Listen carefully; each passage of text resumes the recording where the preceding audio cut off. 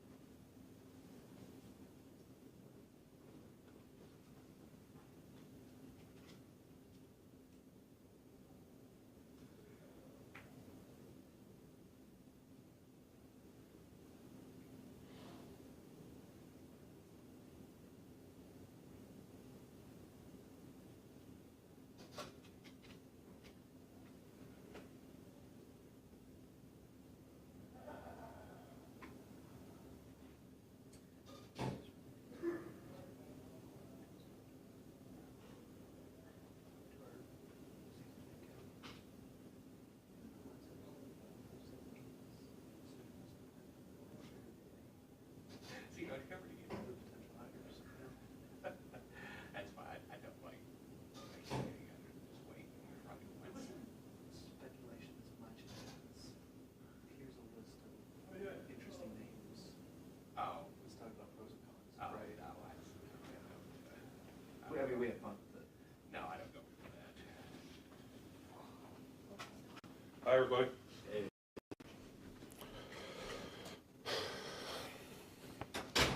All right. We've got Ryan Dell, our general manager here. As you guys know, we announced at 11 a.m. That we mutually parted ways with head coach Kim Björkegren. We'll be starting the search, obviously, today. But Ryan is here to talk about that. Ryan, if you could just start us off on today's news and your thoughts on that, and we'll open up for questions. Yeah, I just want to take the time to thank Kim for 2 great years. He came in and has made this organization better. We're excited for him to get back home to Europe and spend more time with his family, be closer to family, and of course start his pro license and continue that process. So just want to say thank you. Questions? Ryan, when did this process kind of start with you guys? Did Kim let you know that this is something you want to do, or were you exploring it beforehand? Can you kind of walk us through it? Yeah, the biggest thing is we wanted the dust to settle on the season. You know, we don't want to talk or think about these things when we were heading into decision day. So once that kind of process had gone through the season, we spent some time to evaluate 2023. But now we're excited to look towards 2024. I imagine you can't be very far along in the hiring process, but kind of give us a sense of kind of where you are during the process. Yeah. So I refused to make any phone calls until after everything went public. We didn't want anything to leak out last night. But we started conversations after that went public at 11 a.m. And we've already talked to 3 agents now. We have created a list of candidates, and we're excited by that list. I think it's a very diverse list. It's a very strong list. And I think the next leader of Racing Louisville will either be in that or the next wave of people as communications and conversations continue. And does the ultimate hiring responsibility lie with you, or does it have to go further up the chain? Yeah, I'll lead the search. Very excited to lead the search and find the next leader to take this team to the next level. But there will obviously be a lot of stakeholders engaged in that process. Theo, you want to go ahead? Hi, Ryan. Theo, Lloyd Hughes Freelance. Thanks so much for taking the time today. I wanted to ask what metrics or objectives of success you want to see from the next coach in 2024, and what maybe objectives did Kim fall short of in 2023, if any? Yeah, I mean, this team played really well in 2023. They've obviously grown. There's a great young core. Made the NWSL Challenge Cup final, the first final in this club's history. We were competing for a playoff spot on decision day. So those are all really good steps as we head into 2024.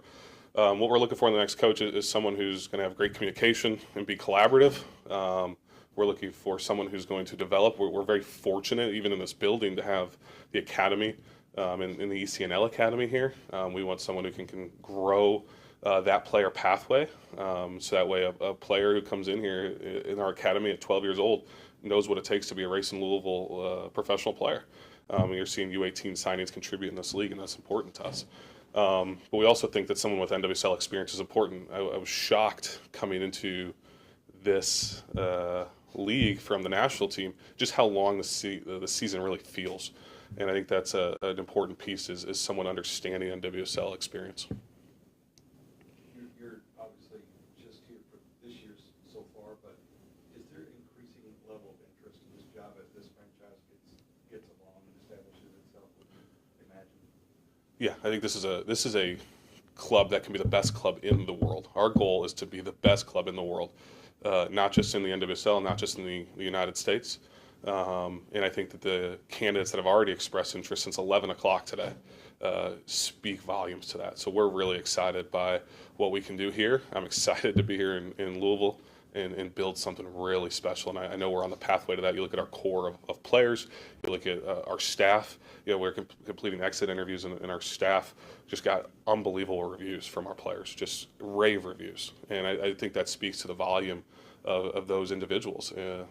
And what they've brought to the table here in Louisville and how our players feel supported. Speaking of the existing staff, will the new coach have any capacity to maybe bring in maybe a top assistant if they deem it necessary? Do you have the capacity to take on another staff? Yeah, I think that's something we'll get to as we get through the process. I wouldn't say the door's closed on that by any means. Yeah. You mentioned the players. How much input did you guys see from them in making a final decision on make change? Do you support that? Anything like that? No, I don't think that was a question that really came up. I think the biggest thing is I want our players to be part of this process in 2024. I think that's an important piece, is the players and our staff and everyone in this building should have a say in this process. We're going to be aggressive with it. It's going to be quick. We hope to have someone in place so we can start really gearing in towards free agency, the expansion draft, all those things. But we do want a very thorough, vetted process. Bev is someone who's seemed popular with the players since she got here. Are you evaluating her as a candidate? Has she expressed expressed interest. Yeah, Bev is an unbelievable person, unbelievable human for starters, but a great coach. The players really loved what they saw from Bev. I think the candidate pool is very diverse. It's very large in this first wave of kind of what we're looking for. So we'll kind of go from there. Chris, you want to go ahead? Hi Ryan, you talked in today's announcement about finding a coach who can elevate you to a playoff team. So how much emphasis on this next hire do you actually place on an existing track record of winning games as a coach? Yeah, it's something we've actually already started talking about. Is someone who's got experience in a winning record. But the reality is, I think we have a young core that could compete right away. You look at Savannah DeMello, Jalen Howell, Ari Borges. Let's just talk about the midfield. It's unbelievable. They're all under 25 years old. That's something to be excited about. And I think any coach who comes in here is going to look at this roster and say, we got a lot of pieces to compete right away. And then we're hoping to obviously work with them to bring in pieces that would fit that style of play. You have several players with contracts expiring soon. Will you be prioritizing your coaching hires so that the new coach will have input on that, or are you going to be handling that independently? Yeah, so we've already started the process with a lot of those contracts that are expiring. I think we're in a good spot with that, but obviously finding the coach is most important so they can have a direct responsibility into this roster, especially as we head into an expansion draft this winter. Does the league still have to have some kind of approval in the hiring process? And if so, how do you kind of expedite that to make sure that doesn't slow things down? Yeah, it's a great question. The background check is very important for us, and we want to make sure that our coaches go through a fully vetted process before coming in and taking over. The league handles the background check process, so we don't have an ability to push it quicker than anyone. That's obviously a very important process. I remember mine and how long that took. So we will let the league do their diligence and their due course, but we're going to do ours prior, so that way we have an understanding before. Paul?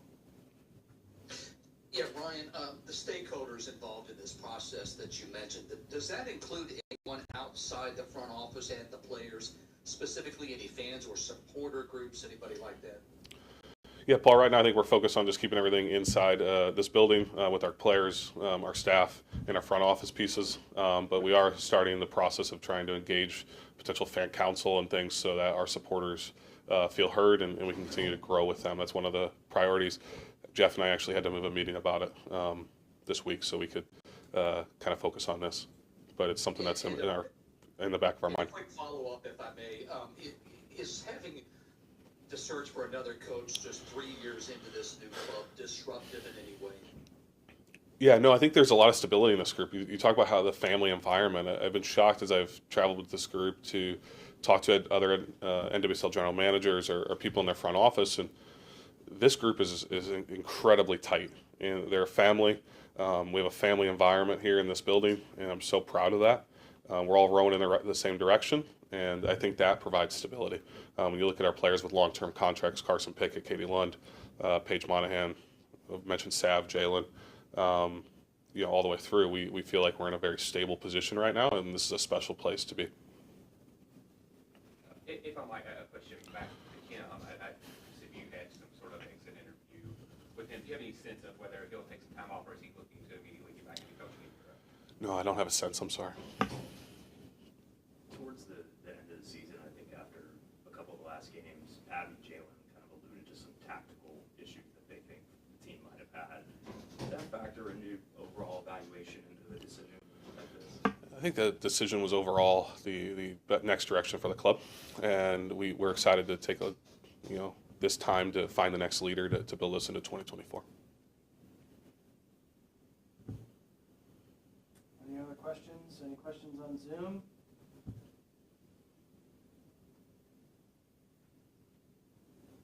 All right. Thank you, Ryan. Thanks, everybody. Thank you, guys.